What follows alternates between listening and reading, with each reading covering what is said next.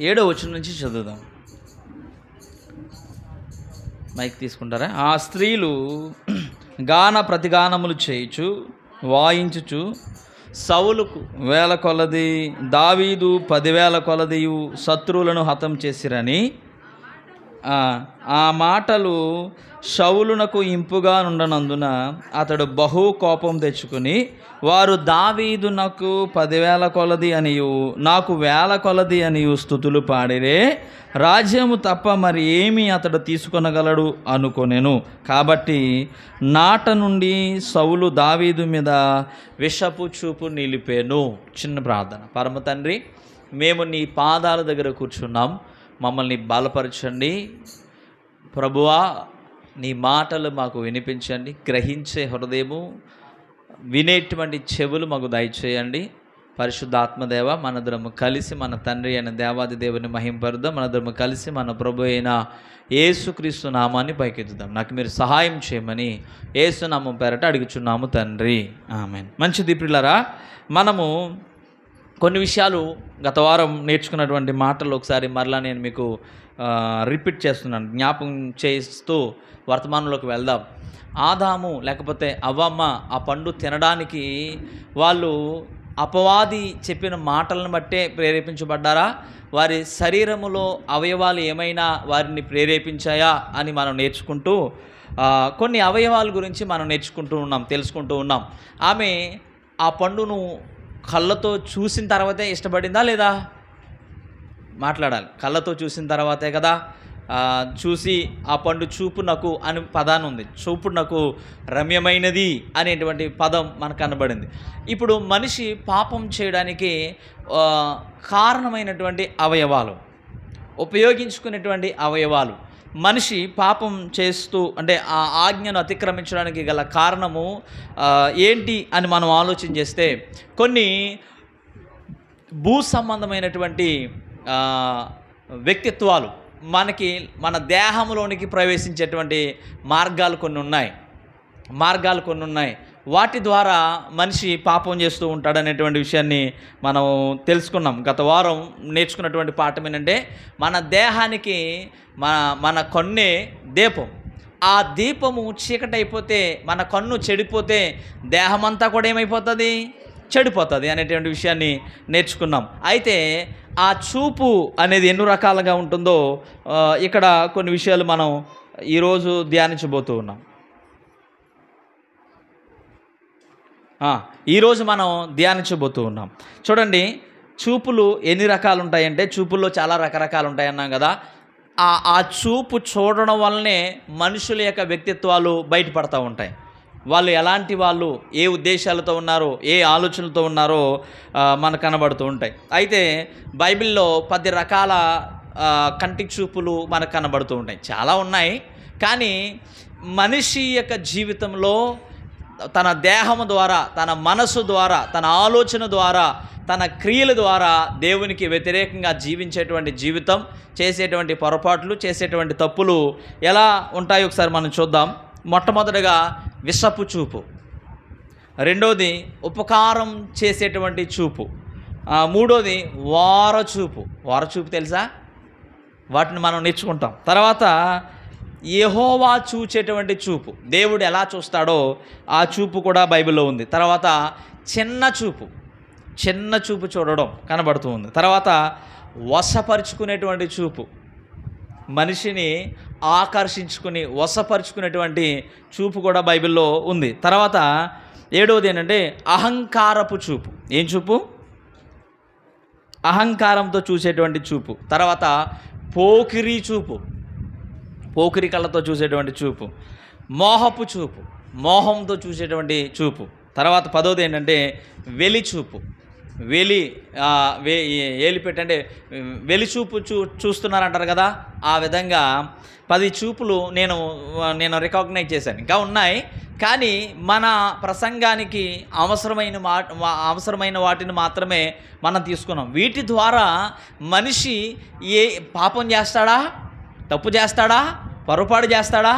పొరపాటు చేయడానికి ఈ విధంగా మన కళ్ళు ఆ పద్ధతుల్లోకి మారిపోతాయా? పోకిరిలాగా వశపరుచుకునేటట్లుగా, చిన్న చూపు చూచేటట్లుగా, తర్వాత మరలా ఏంటది అహంకారంతో చూచేటట్లుగా, విషంగా చూసేటట్లుగా, మళ్ళీ ఈ చూపే ఉపకారం చేసేటట్లుగా కూడా చూడగలుగుతుంది. తర్వాత మనందరి మీద దేవుని చూపు ఎలా ఉంటుందో మనము నేర్చుకోవడానికి ప్రయత్నించేద్దాం. చూడడం అంటే ఏంటంటే కంటితో, మన కళ్ళుతో చూడడం, తర్వాత గమనించడం. ఏం చేయడం? నేను అన్నీ గమనిస్తున్నాను అంటాం కదా. ఒకరోజు హాస్పిటల్లో మాకు తెలిసిన బంధువులు నరసాపురం ఈఎన్టీ హాస్పిటల్కి వెళ్ళిన తర్వాత మా ఊరిలోనే మా అక్క ఆంటీ అంటా నేను, వాళ్ళిద్దరూ ఒక చోట కూర్చున్నారు. వాళ్ళకి ముందు మేము లోనికి వెళ్ళాలి. వాళ్ళు మా చెల్లి లోనికి వెళ్ళింది, నేను వాళ్ళతో మాట్లాడుతున్నాను. వాళ్ళ ఆయన, ఆంటీ వాళ్ళ ఆయన ఆ క్యారియర్లో ఆ హాల్లో కూర్చుని చూస్తున్నాడు మమ్మల్ని. ఆ తర్వాత నేను అన్నీ గమనిస్తున్నాను, నేను అన్నీ చూస్తున్నాను ఆడంతే బాబు, దుర్మార్గుడాడు, పనికిమాలి, అలా ఆవిడ తిడుతుంది ఆయన్ని. ఆడంతే, ఆ బుద్ధి లేనివాడు, ఆడు చూపే అలాంటిది, ఆడు బతుకు అలాంటిది కదా, అందుకాడు మమ్మల్ని అలా చూస్తున్నాడు. కొడుకు అన్న సంగతి కూడా తెలియలేదు, పనికిమాలుడు కానీ తిడుతుంది. అప్పుడు అనుకున్నాను, నేను అన్నీ గమనిస్తున్నాను, అన్నీ చూస్తున్నాను అంటే గమనించడం అనేది కూడా ఉంటుందనే విషయాన్ని మనం గమనించాలి. ఒక దృశ్యాన్ని లేదా ఒక వస్తువును పరీక్షించడం ఎలా జరుగుతుంది? మన చూపులతోటే మనం పరీక్షిస్తూ ఉంటాం. తర్వాత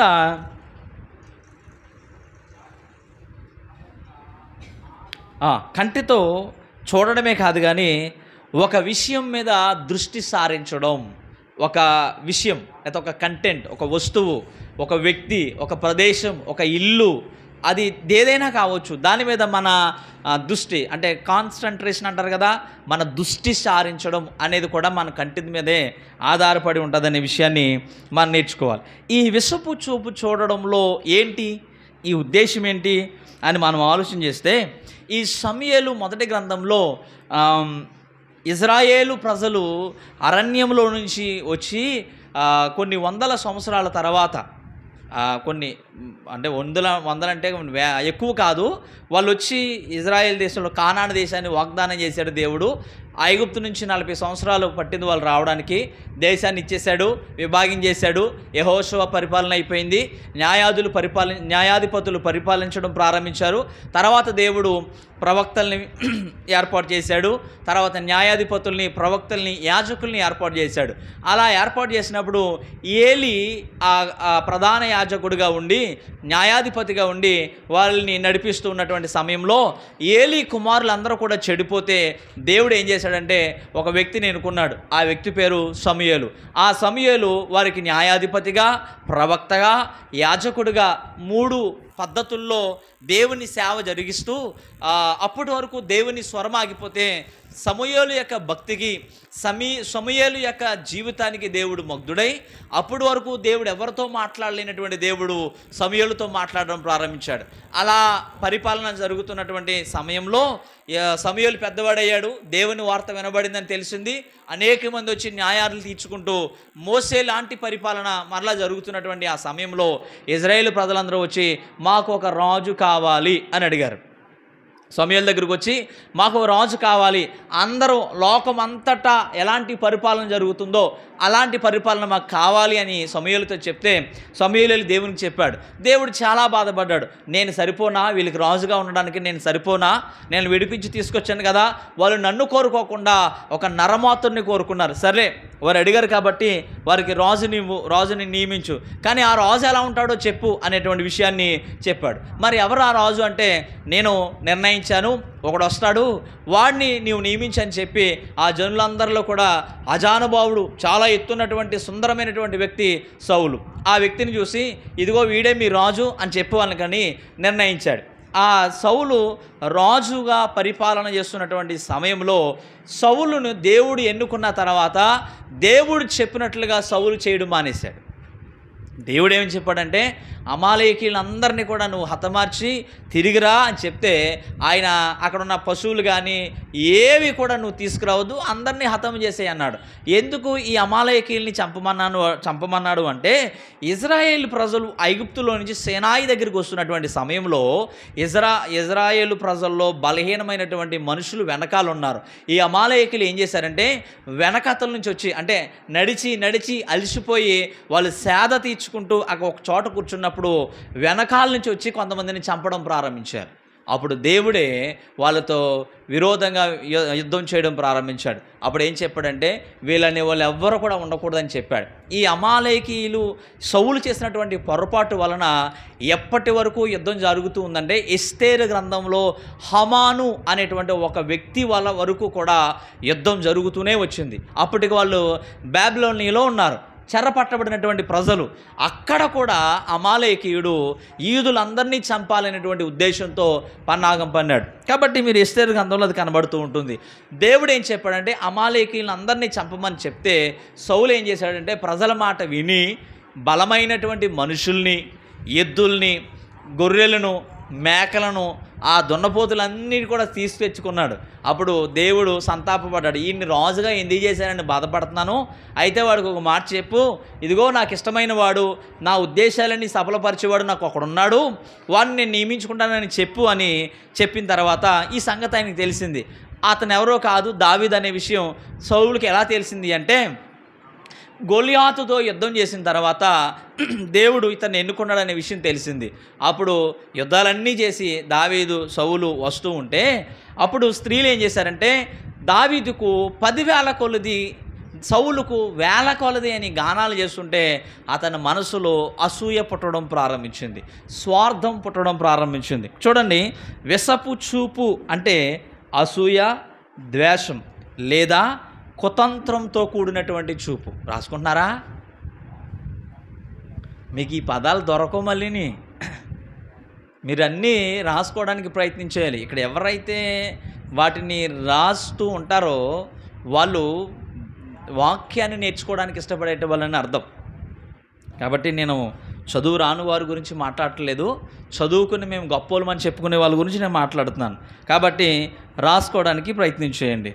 విసపు చూపు అంటే అసూయ, ద్వేషము లేదా కుతంత్రంతో కూడినటువంటి చూపు. ఇది ఒక వ్యక్తికి లేకపోతే ఇంకొకరిని చూసి అసూయపడి వారిని నాశనం చేయాలని లేదా ఇబ్బంది పెట్టాలని కోరుకునేటువంటి దృష్టిని సూచిస్తుంది. విసపు చూపు అనేది ఏంటంటే, ఒక వ్యక్తికి లేకపోతే ఇంకొకరిని ఎవరో ఒకరిని చూసి మన మనసులో అసూయపడి వారిని నాశనం చేయాలి, వారిని పాడు చేయాలి, లేకపోతే వారిని ఇబ్బంది పెట్టాలి అని కోరుకునేటువంటి దృష్టి కలిగినటువంటి చూపును సూచిస్తూ ఉంది.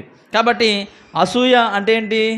ఇతరుల విజయాన్ని చూసి వారవలేనిది, ఇతరుల ఎదుగుదలను చూసి వారవలేనిది, ఇతరుల యొక్క గొప్పతనాన్ని చూసి వారవలేనిది, ఇతరులకు ఉన్నటువంటి తలాంతులను చూసి వారవలేనిది.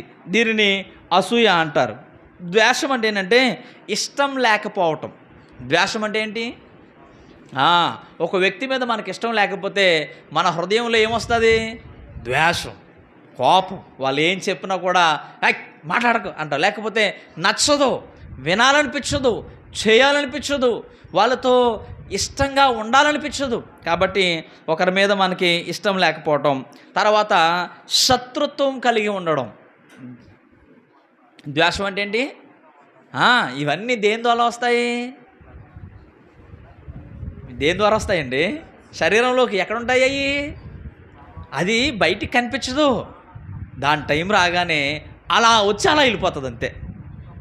ద్వేషం కానీ కోపం కానీ బాగా చూడండి, అది మనలోనే ఉంటుంది. వాటిని ఏమంటారంటే దెయ్యాలు అంటారు. కొంతమందిలో ఉండేటువంటి దెయ్యాలు, ఇంక్లూడింగ్ విత్ మీ, నాలో కూడా నివసించేటువంటి దెయ్యాలు.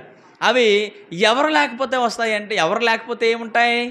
ఇప్పుడు మనం నేర్చుకుంటాం అవన్నీ. జాగ్రత్త. మనందరిలో, అంటే మీరు బాధపడకండి, మనందరిలో ఎప్పుడూ ఉండేటువంటి దెయ్యాలు. దేవుని యొక్క ఉద్దేశం ఏంటంటే ఈ దెయ్యాలన్నిటిని మనమే చంపాలి. దేవుడు చంపడు. దేవుడు చేయవలసిందంతా సిలువలో చేసేసాడు, 2000 సంవత్సరాల క్రితం చేసేసాడు.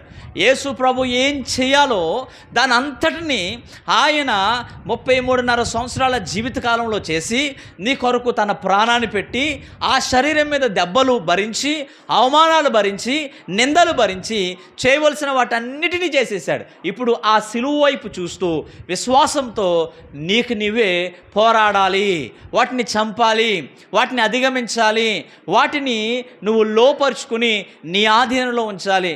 అందుకే ఇందాక దావీదు లేకపోతే ఆ కీర్తనకారుడు ఏమని ప్రార్థన చేశాడంటే, నీ కట్టడాలను నేను అనుసరించి నడుచున్నట్లు నా హృదయమును లోపరుచుకుని ఉన్నాను, నేను దాన్ని స్వాధీనపరుచుకున్నాను. ఇది ఒకరోజుతో ఉండేటువంటి నిర్ణయం కాదు, ఇది తుది వరకు నిలుచు నిత్య నిర్ణయము. ఇదొక శపథము. ఈరోజు ప్రతి ఒక్క విశ్వాసి చేసుకోవాల్సినటువంటిది ఏంటో తెలుసా? నేను దేవుని వాక్యంతో ఉండాలి, నడవాలి, ఆ విధంగా బ్రతకడానికి నేను జీవించాలి. దేవుని వాక్యం అనేటువంటి ఖడ్గాన్ని నీ చేతపుచ్చుకుని వాటిని చంపాలి, చంపుతూ రావాలి. చంపకపోతే అవి నిన్ను చంపేస్తాయి.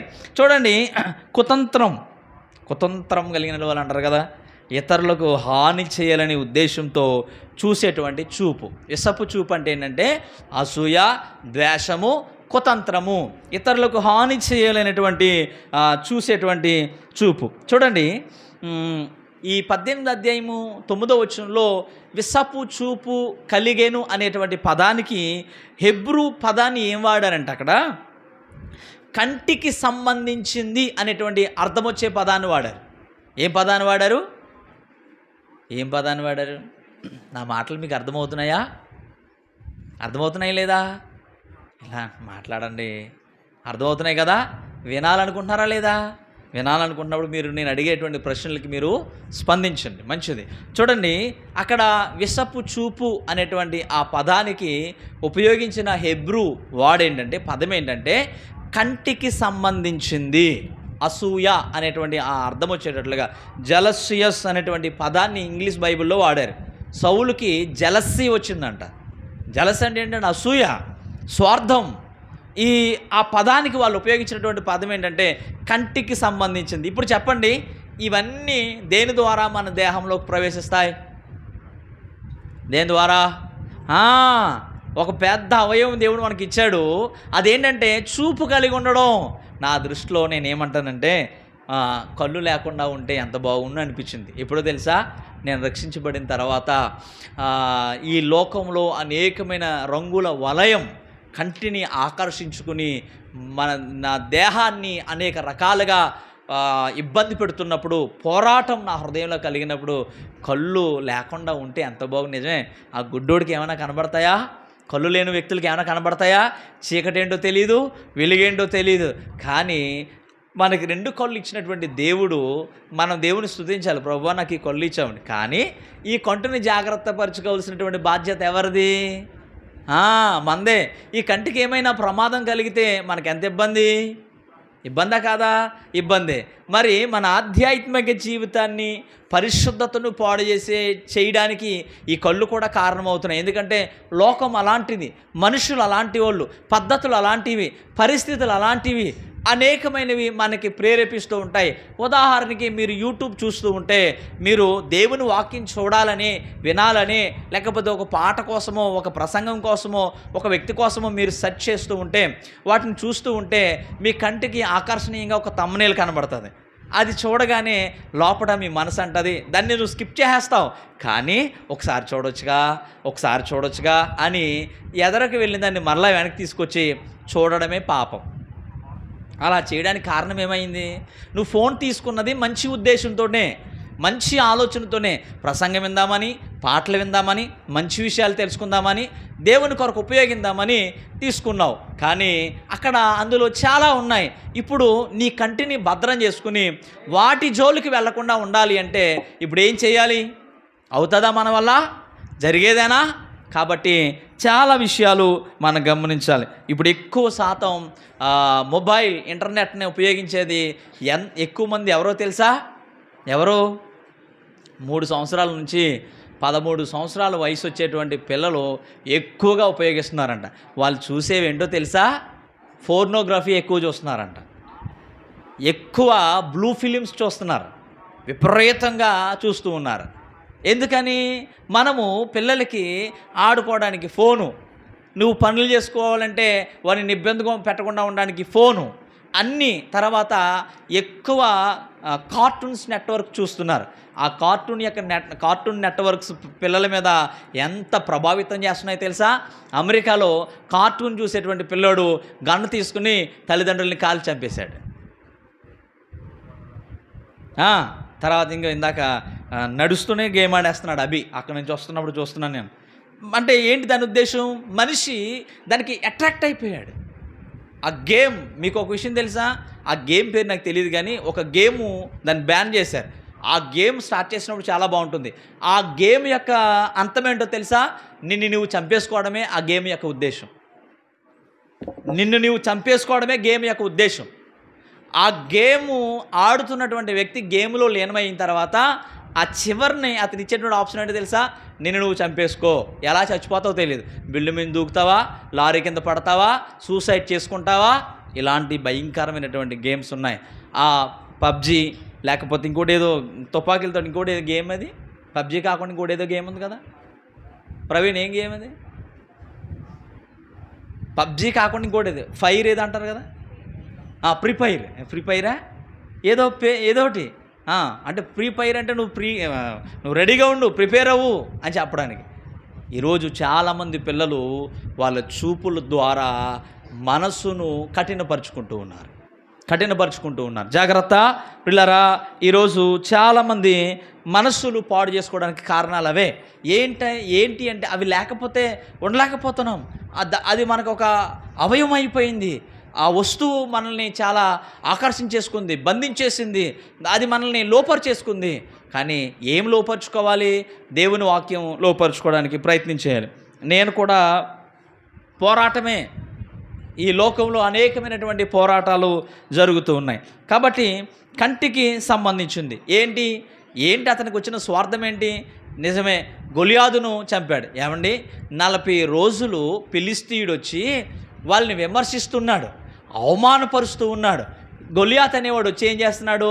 40 రోజులు వచ్చాడు. రే, మీరు యుద్ధానికి వచ్చారు, మేము యుద్ధానికి వచ్చాం, మనం కొట్టుకోవద్దురా, నేనున్నాను కదా, మా తరపు నేను వస్తాను, మీ తరపు నుంచి ఒకటి రండి, ఎవడైనా వచ్చి నన్ను పడగొడితే మేమందరం మీకు దోసలం అయిపోతాంరా అని చెప్పి ఆయన సవాలు ఇస్తున్నాడు, బరి కొడుతున్నాడు. ఏమన్నాడు? మీకు సిగ్గులేదా? మీ దేవుడు ఏమైపోయాడు? మీ దేవుడు గొప్పడా, లేకపోతే అదా ఇదని అనే రకరకాలుగా అవమానపరుస్తూ ఉంటే సౌలుతో ఉన్నటువంటి సైన్యము అంతా కూడా అలా భయపడిపోతున్నారు. భయపడిపోవడానికి గల కారణం ఏంటో తెలుసా? గొలియాదు లాంటి మనుషులు అనేక మంది ఉన్నారు. ఒక్కడే కాదు, ఫిలిష్తీయుల్లో గొలియాదు లాంటి మనుషులు చాలామంది ఉన్నారు. చాలామంది బైబిల్ పండితులు చెప్పేటువంటి మాట ఏంటంటే, దావీదు ఆ లోయలోకి వెళ్ళినప్పుడు 5 రాళ్ళు ఎన్నుకోవడానికి గల కారణం ఏంటంటే చాలా విషయాలు చెప్తారు. కానీ గొలియాదు తర్వాత ఇంకో 4 ఉన్నారంట ఆడ తమ్ముళ్ళు. వాళ్ళను కూడా కొట్టడానికి ఆయన 5 రాళ్ళను ఎరుకున్నాడు. ఇక్కడ సౌలు ఏమంటున్నాడంటే, ఎవడైతే వాడిని పడగొడతాడో నా కూతుర్నిచ్చి పెళ్లి చేస్తానని చెప్పాడు. మరొక విషయం ఏం చెప్పాడు తెలుసా? నా రాజ్యంలో సగ భాగం ఇస్తానని చెప్పాడు. మరొక విషయం ఏం చెప్పాడు తెలుసా? ఈ ఇశ్రాయేల్ అందరిలో వాళ్ళ కుటుంబానికి స్వాతంత్ర్యాన్ని కలగజేస్తాను అని చెప్పాడు. ఈ 3 ఆప్షన్లు విన్నా ఎవరు ధైర్యం చేయలేకపోతున్నారు. కానీ ఆ రోజు అన్నదమ్ములను చూద్దామని, అన్నయ్యలను చూద్దామని ఆయన వచ్చాడు. ఈ వార్తలు వింటున్నాడు, ఈ ప్రగల్భాలు వింటున్నాడు, ఈ సవాలు వింటున్నాడు, ఈ బరికొడత వింటున్నాడు. వెంటనే రోషం వచ్చింది. ఈ సున్నతి లేని ఫిలిష్తీయుడు సైన్యం కలిగినటువంటి ఇజ్రాయేలు సైన్యంలోకి అధిపతియగు ఇజ్రాయేలు దేవుణ్ణి దూషించడానికి వీడేపాటి వాడని రోషం వచ్చింది, పౌరుషం వచ్చింది. నేను వెళ్తానని చెప్పి యుద్ధానికి వెళ్ళడం ప్రారంభించాడు. ఆ రోజు రాజుగా చేసిన సౌలుకి పౌరుషం రాలేదు దేవుని తిడుతుంటే, కోపం రాలేదు దేవుని తిడుతుంటే, పిల్లరా అవమానపరుస్తుంటే, హేళన చేస్తుంటే, ఎగతాళి చేస్తుంటే అతని రోమాలు ఏమీ నిక్కపరుచుకోలేదు. భయం ప్రారంభమైంది, హృదయంలో భయం ప్రారంభమైంది. చచ్చిపోతానేమనే భయంతో ఆయన అక్కడ అలాగే చూస్తున్నాడు. 1 2 40 రోజులు వాడు వస్తున్నాడు, వెళ్తున్నాడు, పొద్దుట సాయంత్రం రావడం, బరి కొట్టడం, అలా అవి జరుగుతూ ఉంటుంది. ఈ మాట వినగానే దావీదుకి రోషం వచ్చింది. వీడెవడీడు? సున్నతి లేని ఫిలిష్తీయుడు, వీడు మా దేవుణ్ణి తిడతాడని నేను వెళ్తానన్నాడు. అన్నదమ్ములు అన్నారు, నీ గర్వం వచ్చిందిరా, నువ్వు యుద్ధం చేస్తావా, నువ్వేంటి అని అంటే పక్కెళ్ళిపోయాడు. ఎవరికో చెప్పాడు. మొత్తం మీద రాజుగారి దగ్గర తీసుకెళ్లారు. నువ్వు చిన్న పిల్లోడివి, నువ్వేమి యుద్ధం చేస్తావు? లేదు, నేను ఆల్రెడీ నాకు తెలుసు, సింహం నా గొర్రె పిల్లని ఎత్తుకెళ్ళిపోతే దాని నోరు లాగి సింహాన్ని, నా గొర్రె పిల్లని కాపాడుకున్నాను, ఎలుగుబంటి వచ్చింది, దాన్ని ఒడిసెలతో కొట్టి చంపేశాను అని చెప్తే, సరే నువ్వు ధైర్యం నాకు అర్థమైంది, దేవునికి తోడై ఉన్నాడు, వెళ్ళు అన్నాడు. ఆయన వెళ్తూ ఏమన్నాడు తెలుసా? యుద్ధము యెహోవాదే. నేను దేవుని పక్షమున వస్తున్నానని చెప్పాడు. వస్తే ఏమన్నాడంటే, నేనన్నా కుక్కనేంట్రా నా మీదకు నువ్వు కర్ర. దావీదు ఏం చేశాడంటే అక్కడ తీసుకెళ్లారు, ఈ వస్త్రాలు వేసుకో అని చెప్పేసి ఆ అంటే ఖడ్గము తర్వాత యుద్ధ వస్త్రాలని తొడిగితే అతను నడవలేకపోతున్నాడు. అలవాట్లేదు కదా, ఇవేమీ నాకు వద్దు అని చెప్పి ఒక కర్ర తీసుకున్నాడు. తన ఒడిసెల తన యొక్క ఆయుధాన్ని తీసుకుని వెళ్ళాడు. వెళ్ళిన తర్వాత గొలియాతుకి కోపం వచ్చింది. నువ్వు బుడ్డాగాడివి, నేను కుక్క అనుకున్నావా, కర్రటి నా మీదకి వస్తున్నావు, నేనేమో యుద్ధసూరుణ్ణి. ఆ గొలియాతు యొక్క ఈటిని మోసుకురావడానికి 5 మనుషులు మోసుకుంటూ వచ్చారు. అంత ఎత్తు, అంత పొడవు, 6 మూరల జానుడు మనిషి, అంత బలమైనోడు కర్రటిని వెళ్తుంటే ఎలా ఉంటుంది? కాబట్టి కోపం వచ్చింది. అప్పుడు అన్నాడు, నేను యెహోవా పేరట నీ మీద యుద్ధం చేస్తాను, నేను కాదు నా దేవుడే నిన్ను కొడతాడు అని చెప్పి అలా వెళ్ళాడు. వెళ్ళిన తర్వాత ఆ రాయి తీసుకుని చూశాడు, ఒకే చోట ఖాళీ స్థలం ఉంది, దాన్ని విసిరి కొట్టాడు. కానీ అది తగలగానే మనిషి ఎలా పడాలి, ఎటు పడాలి అండి? నా తలకి దెబ్బ తగిలింది, అమ్మో అని ఎటు పడాలి నేను? ఇప్పుడు ఎదురుకుండా ఆపోజిట్లో వచ్చినప్పుడు నేను ఎటు పడాలి? వెనక్కి పడాలి. మరి బోర్లకి ఎందుకు పడ్డాడు? దాని ఉద్దేశం ఏంటో తెలుసా? ఎదురుగుండా దావీదు ఉన్నాడు, కానీ వెనకాల నుంచి అతను కొట్టింది దేవుని బలమైన హస్తం, దేవుని యొక్క శక్తి, దేవుని యొక్క ప్రభావం. అలా ఇజ్రాయేల్ ప్రజలకి గొప్ప విడుదల వచ్చింది. అది ఒకటే కాదు, చాలా విజయాలు వచ్చాయి. దాన్ని బట్టి మనుషులు ఏమన్నారంటే, ఆ స్త్రీలందరూ ఏమన్నారంటే, దావీదుకు 10,000 కొలది, సౌలుకు 1000 కొలది. కోపం వచ్చేసింది, దుఃఖం వచ్చేసింది, స్వార్థం వచ్చేసింది. వీడు రాజ్యం తప్ప ఏం తీసుకోగలుగుతాడు? అలాంటిది నాకు 1000 కొలదా, నన్నే ముందు పోగడ. వాస్తవానికి ఏం చేయాలంటే కృతజ్ఞత చెప్పడం మానేసి, అతన్ని బట్టి దేవుని స్తుతించడం మానేసి స్వార్థంతో విషపు చూపు చూపడం ప్రారంభించాడు. ఎప్పుడైతే అసూయ ప్రారంభమైందో, తన యొక్క బుద్ధి మారిపోయిందో, వెంటనే ఏం జరిగిందో తెలుసా? ఒకసారి చూడండి 10వ వచనం చదువుదాం. మరునాడు దేవుని యొద్ద నుండి, చూడు మైక్ ఉందా? మరునాడు దేవుని యొద్ద నుండి దురాత్మ సౌలు మీదకి బలముగా వచ్చినందున అతడు ఇంటిలో ప్రవచించుచుండగా దావీదు మునుపటి లాగున వీణ చేత పట్టుకొని వాయించెను. ఒకప్పుడు సౌలు చేతిలోనొక ఈటె ఉండగా దావీదును పొడిచి గోడకు బిగించినందుకొనుగుని సౌలు ఈటెను విసిరెను. అయితే అది తగలకుండా దావీదు 2 మారులు తప్పించుకొనెను. ఇక్కడ ఒకసారి ఆగుదాం. చూడండి, ఎప్పుడైతే ఈ విషపు చూపించడం ప్రారంభించాడు, ఏదో ఒక హాని చేద్దాం, అసూయతో, ద్వేషంతో, కుతంత్రత్వంతో హాని చేద్దాం, లేకుండా చేద్దాం, చంపేద్దాం అనేటువంటి ఆ దురాలోచనలు ఎప్పుడైతే అతను ప్రారంభమయ్యాయో, దేవుని ఆత్మ అతన్ని విడిచినని, దురాత్మ ఒకటి అతని లోనికి వచ్చిందనే విషయాన్ని గ్రహించలేకపోయాడు.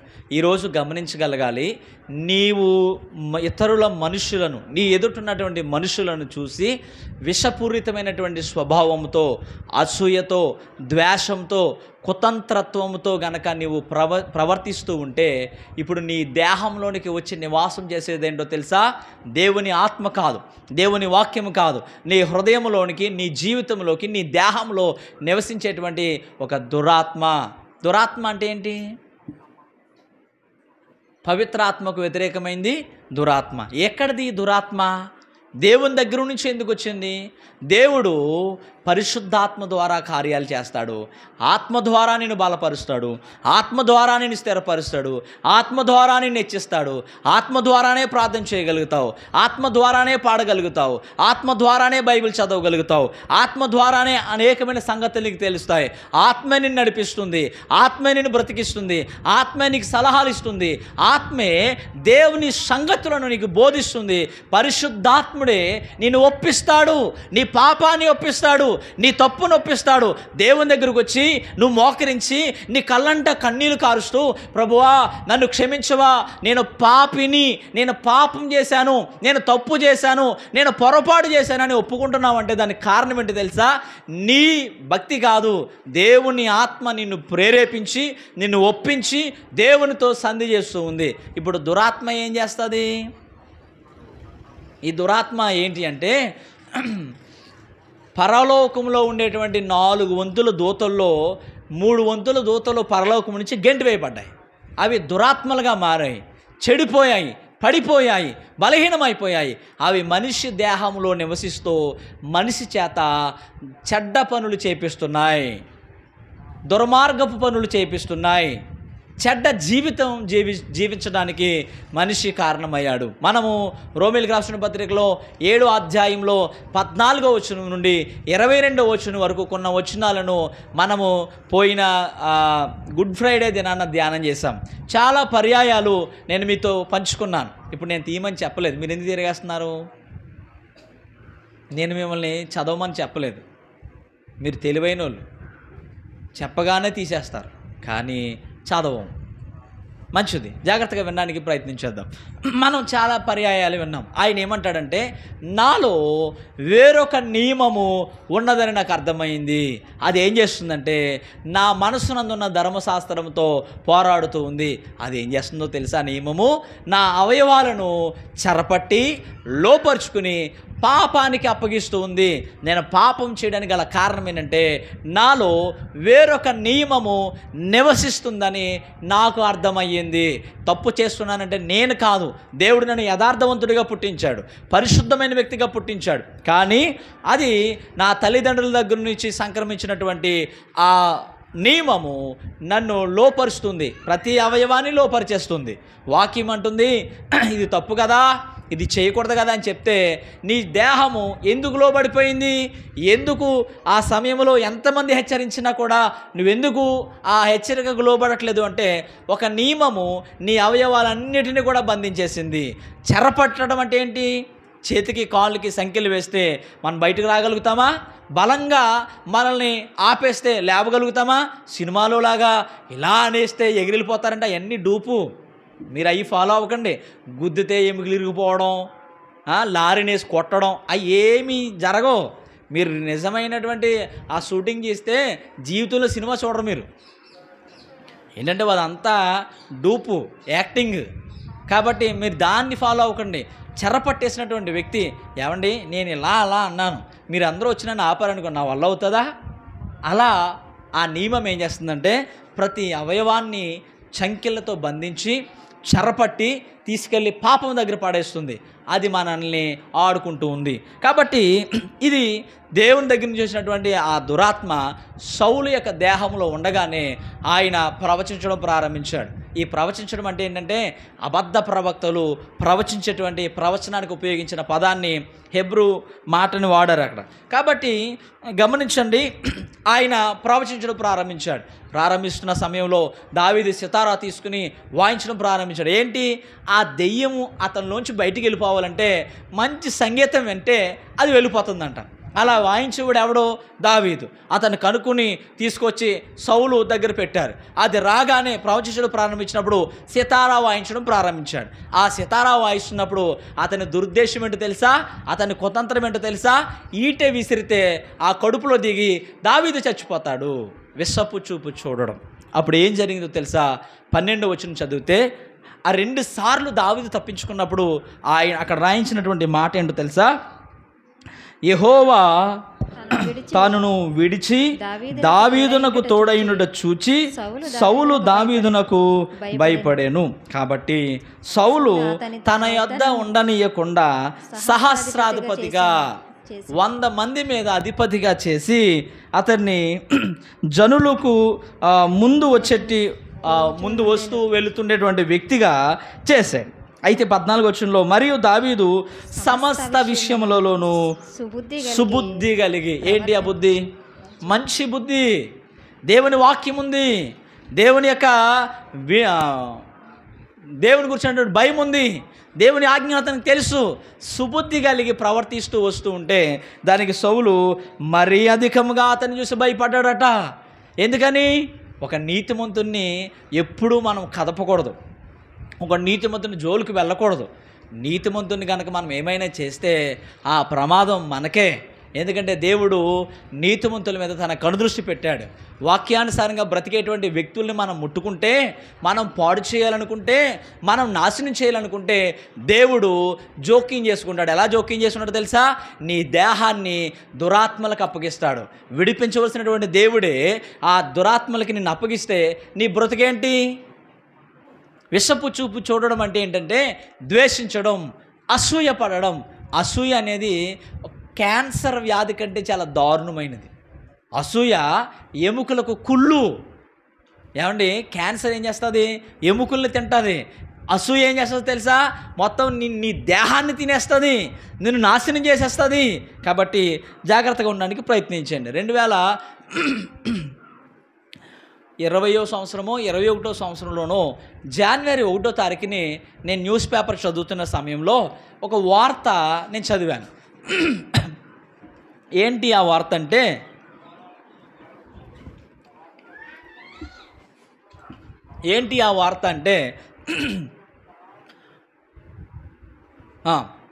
ఒక కుటుంబంలో 2 అన్నదమ్ములు ఉన్నారు. పెద్ద అన్నయ్యకి 2 పిల్లలు పుట్టారు. ఒక కూతురు, ఒక కొడుకు పుట్టారు.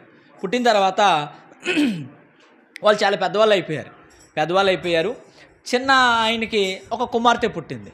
ఇప్పుడు వాళ్ళిద్దరికీ ఒక్కడే కొడుకు కదా, అందుకు వాళ్ళ నాన్న అంటే వాళ్ళ తాతయ్య, వాళ్ళ చిన్నాన్న, వాళ్ళ నాన్న, ఆ చిన్నమ్మ, నానమ్మ అందరూ కూడా ఆ పిల్లోడిని బాగా చూస్తున్నారు. బాగుంది అక్కడి వరకు. అయితే కొన్ని సంవత్సరాల తర్వాత చిన్న ఆయన కూడా మగ పిల్లడు పుట్టాడు. ఇప్పుడు ఈ పిల్లలు పెద్దోళ్ళు అయిపోయారు కదా, ఇప్పుడు పిల్లోడు చిన్న పిల్లోడు కదా, అందరూ ఈ చిన్న పిల్లోడిని బాగా చూస్తూ, ప్రేమిస్తూ, ఆడిస్తూ, బాగా మెచ్చుకుంటూ, ఆ వ్యక్తిని బాగా ఆదరిస్తూ ఉంటే పెద్ద కోడలు అంటే పెద్ద ఆయన యొక్క భార్య చూసి ఓర్వలేకపోయింది, తట్టుకోలేకపోయింది. ద్వేషం వచ్చేసింది. అమ్మో, ఈడు పుట్టాడు, ఈడు ఉంటే నా కొడుకుని సరిగ్గా చూడరేమో, నా కొడుకుని సరిగ్గా పట్టించుకోరేమో అని చెప్పి ఏం చేసిందంటే, ఒక రాత్రి తల్లి పక్కలో ఉన్నటువంటి పిల్లోని తీసుకుని ఆమె ప్రయాణం చేసింది. ఎక్కడికి ప్రయాణం చేసింది తెలుసా? ఒక డ్యామ్ దగ్గరికి తీసుకువెళ్ళి ఆ డ్యామ్లో పడేసేసింది ఆ పిల్లోడిని. అప్పుడు ఆ పిల్లోడు లేడని తల్లికి మెలుకో చూసుకుని నెత్తుకుంటుంటే లేడు. ఏంటి అని చెప్పి ఆరా తీస్తూ ప్రయాణం చేస్తే ఆ రాత్రి ఒక ఆయన్ని అడిగారు, బాబు ఇక్కడ ఎవరైనా ఒక పిల్లోని ఎత్తుకెళ్ళడం చూసావా అంటే, ఎవరో ఒక ఆవిడ ఒక పిల్లోని ఎత్తుకుని ఆ డ్యామ్ వైపు వెళ్ళింది అని చెప్పాడంట ఆయన. అప్పుడు వెంటనే డ్యామ్ దగ్గరికి వెళ్తే అప్పటికే ఆ పిల్లోడు చచ్చిపోయి నీటిలో తేలుతున్నాడు. ఇదంతా ఎలా తెలిసిందంటే, ఇంట్రాగేషన్ చేస్తున్నప్పుడు పోలీసులు ఎందుకు చేశావు, కారణం ఏంటని అడిగితే అసూయ, ద్వేషం. ఏంటి? నా చూపు తట్టుకోలేకపోయింది. ఆ పిల్లోడిని ఎత్తుకుని అందరూ ముద్దాడుతుంటే, అందరూ ఎత్తుకుని ఆడుతుంటే, అందరూ కౌగిలించుకుంటుంటే, అందరూ పొగుడుతూ ఉంటే నేను చూసి తట్టుకోలేకపోయాను.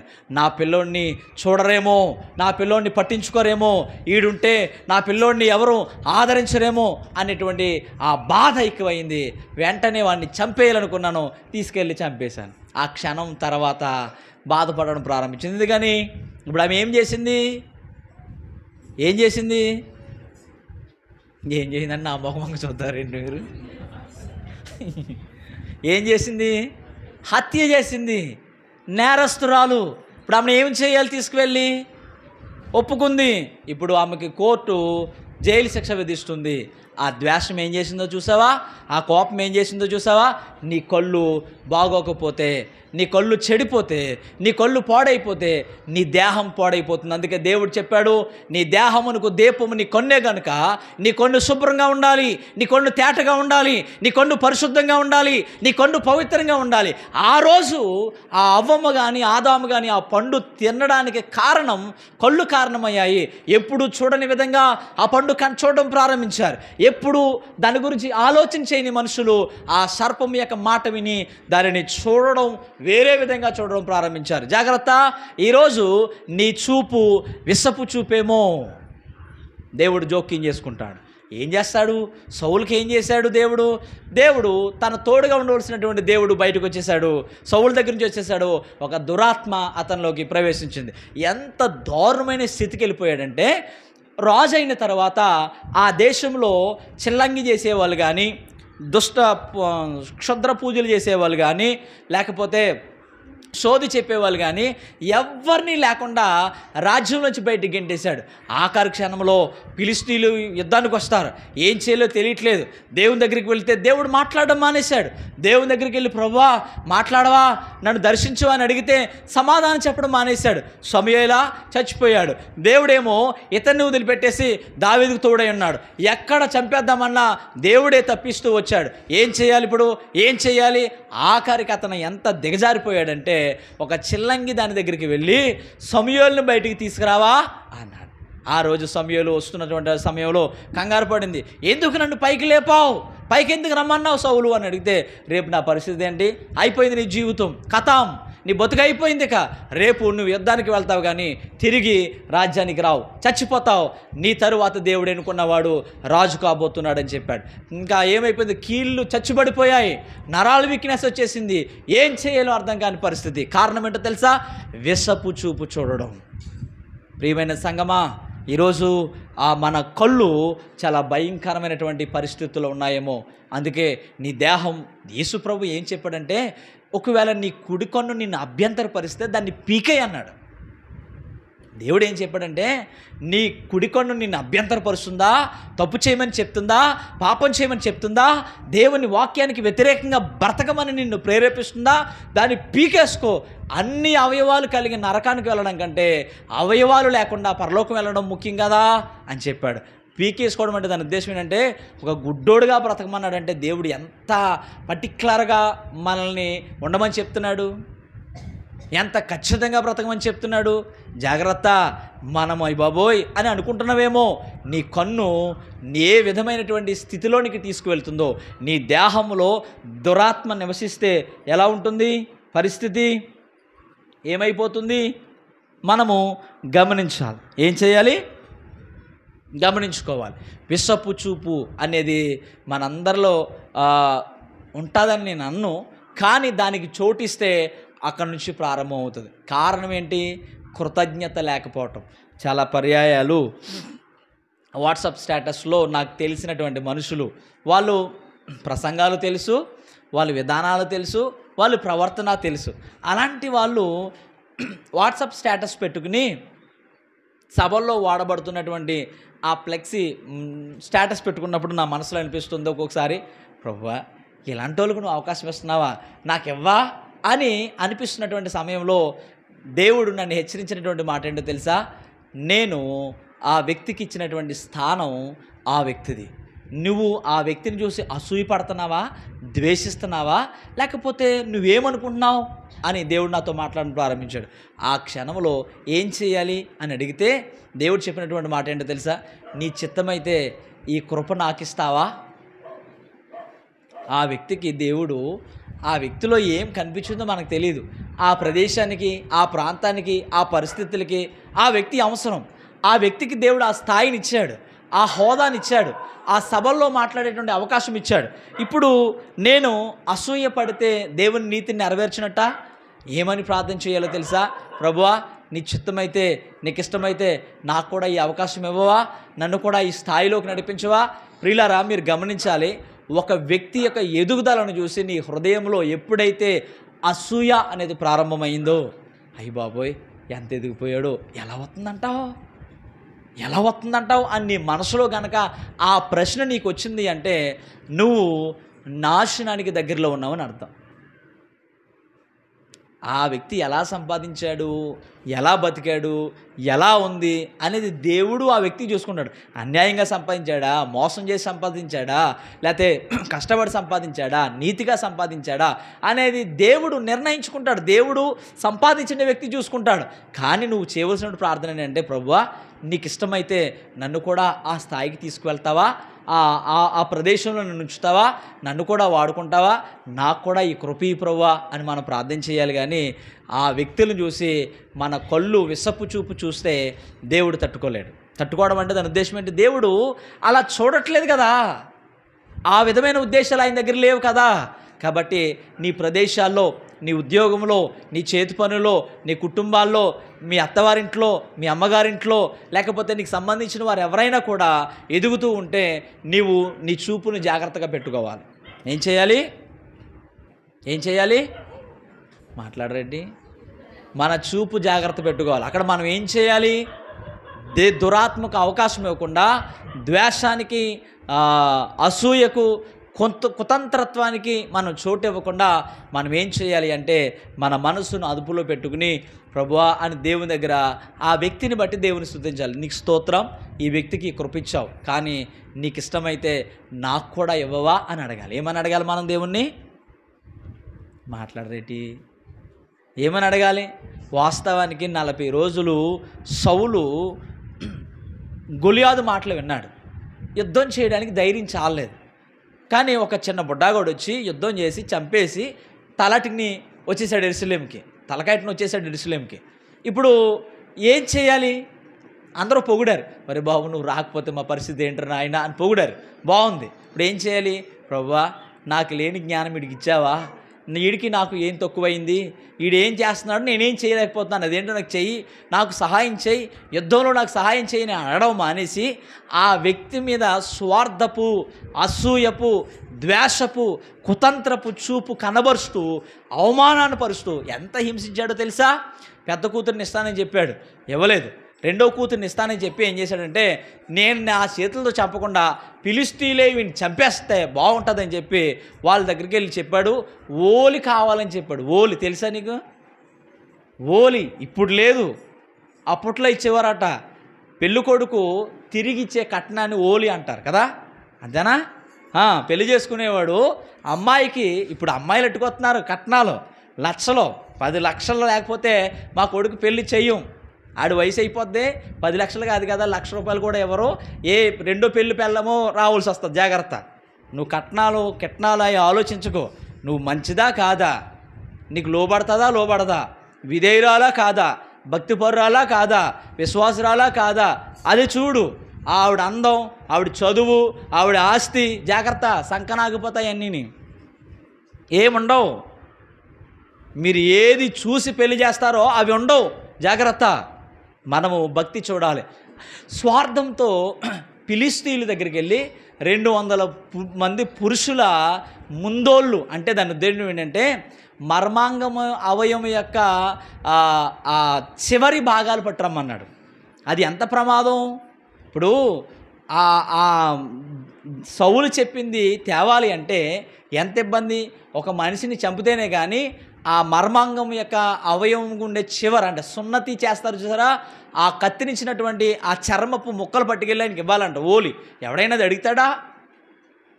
ఏ ఆస్తులో, భూములో, మేకలో, గొర్రెలో, పశువులో, ఒంటులో అడుగుతారు. కానీ చాలా దరిద్రంగా అడిగాడు. ఏంటి అతని స్వార్థం? నేను చంపను, ఫిలిష్తీయులే వీడిని చంపేస్తారు. కానీ దేవుడు అతనికి తోడై ఉండడం వల్ల 200 మందిని చంపేసి వాళ్ళు మర్మాంగ అవయవాల యొక్క సున్నతి ముక్కలు పట్టుకెళ్ళి సౌలు ముందు పడేశాడు. అప్పుడు మేకాల నుంచి పెళ్లి చేశాడు. అంతటి దుర్మార్గపు ఆలోచనలతో, ఆ దుర్మార్గపు విషయాలు. ఒకరోజు ఆకలేసి దేవాలయం దగ్గరికి వెళ్ళాడు. అక్కడ ఒక యాజకుడు ఉన్నాడు. అయ్యా రాజుగారు మీరా, దావీదు సౌలు గారు అల్లుడు మీరా, ఏంటి ఇలా వచ్చారంటే, రాజుగారి పని మీద మేము బయటకు వచ్చాం, పని నుండి వచ్చాం, మాకు ఆకలేస్తుంది, ఏమైనా ఉంటే పెడతావా అంటే, అయ్యో ఆహారం ఏమీ లేదు, దేవుని బల్ల మీద ఉన్న రొట్టెలు ఉన్నాయి, అవి యాజకులు తప్ప మరి ఎవరో తినకూడదంటే, మేము వారం రోజుల బట్టి నుంచి స్త్రీలను ముట్టిన వారం కాదు, పర్వాలేదు మాకు ఇవ్వండి అంటే, సరే తినండి, నీ దగ్గర కత్తి ఏమైనా ఉందా అంటే, ఆ రోజు నువ్వు గొలియాదుని చంపినటువంటి ఖడ్గం ఉంది చూసావా, గొలియాదు ఖడ్గం అది ఉంది, అయితే నాకు ఇవ్వండి పట్టుకెళ్ళిపోతాను అని చెప్పేసి పట్టుకెళ్తున్నాడు. రాజుగారు అల్లుడు, రాజు తర్వాత రాజు అని ఆయన గౌరవించాడు. ఇవేమీ తెలియదు. కానీ అక్కడ దోయాగు అనేటువంటి ఒక వ్యక్తి చూస్తున్నాడు, సౌలు యొక్క పశువుల కాపర్ల మనిషి. ఇదంతా వెళ్ళి రాజా ఆ యొక్క యాజకుడు ఆ దావీదుని చేర్చుకున్నాడు, రొట్లు ఇచ్చాడు, అదే గొలియాదు యొక్క ఖడ్గం కూడా ఇచ్చాడు అని చెప్తే రాజుగారు వెంటనే పరిగెత్తుని వచ్చేసాడు. సౌలు, ఏమ్రా చేర్చుకున్నావా? అవునయ్యా చేర్చుకున్నాను. ఎందుకు చేర్చుకున్నావు? అయ్యా తమరల్లుడే కదా, మరి మాకేం తెలుసు రాజుగారు, మరి ఏలిన వారు మీకు తెలియంది ఏముంది, రాజుగారు పని మీద వచ్చారని చెప్పారు అంటే, రాజు అంతటి రాజు మీ అల్లుడు గారయ్యా అంటే, ఏయ్ ఆడు నా శత్రువు అని నీకు తెలీదా, ఎందుకు చేర్చుకున్నావు, రే వెళ్ళి వీళ్ళందరినీ చంపేయండి రా, 80 మంది ఉన్నారు యాజకులు, లేవీయులు, యాజకులు, వీళ్ళందరినీ చంపేయండి అంటే ఏ సైనికుడు వెళ్ళట్లేదు. ఆ దోయోగి అనేటువంటి వాడు వెళ్ళి వాళ్ళందరినీ చంపేశాడు. 52వ కీర్తన మీరు చదివితే అక్కడ ఆ కీర్తన యొక్క ఉద్దేశం కనబడుతుంది. చంపేశాడు ఆయన. ఎవరి కోసం? దావీదుని చేర్చుకుని ఆహారం పెట్టాడు. ఎంతటి దౌర్భాగ్యమైన స్థితికి! జాగ్రత్త, నీవు ఎవరి మీదైనా ఎస్సుపు చూపు చూస్తున్నావేమో, దేవుడే నీతో యుద్ధం చేస్తాడు. దేవుడు నీ దగ్గరికి ఎవరిని పంపించాడో తెలుసా? ఒక దురాత్మను పంపించాడు. అది నీ ఇంటిలో ఉండి నీ కుటుంబానికి మనశ్శాంతి లేకుండా చేస్తుంది, నీకు మనశ్శాంతి లేకుండా చేస్తుంది, నెమ్మది లేకుండా చేస్తుంది. మనం ఆలోచన చేసి మన జీవితాల్లో, మన బ్రతుకుల్లో మన చూపు ఎలా ఉంది? అందుకేనేమో యేసు ప్రభువు చెప్పిన మాట, నీ దేహమునకు నీ కన్నే దీపము.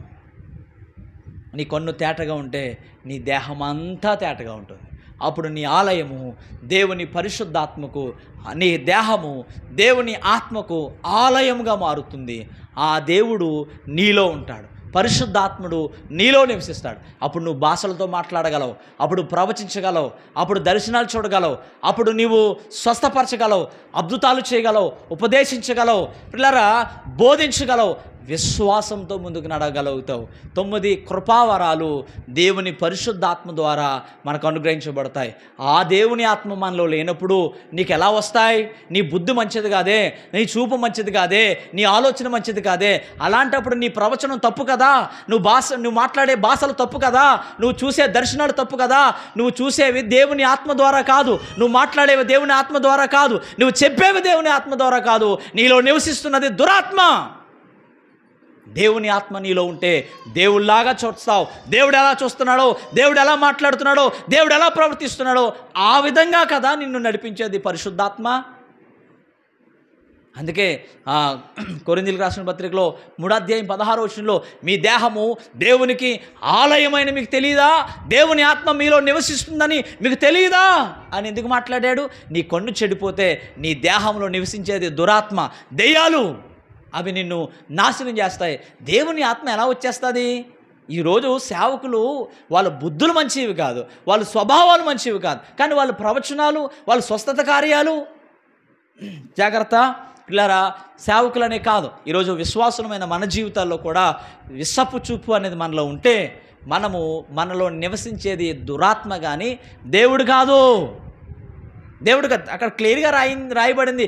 దేవుని దగ్గర నుంచి దురాత్మ ఒకటి వచ్చి సౌలును వెరిపింపగా అతడు ప్రవచించడం ప్రారంభించాడు.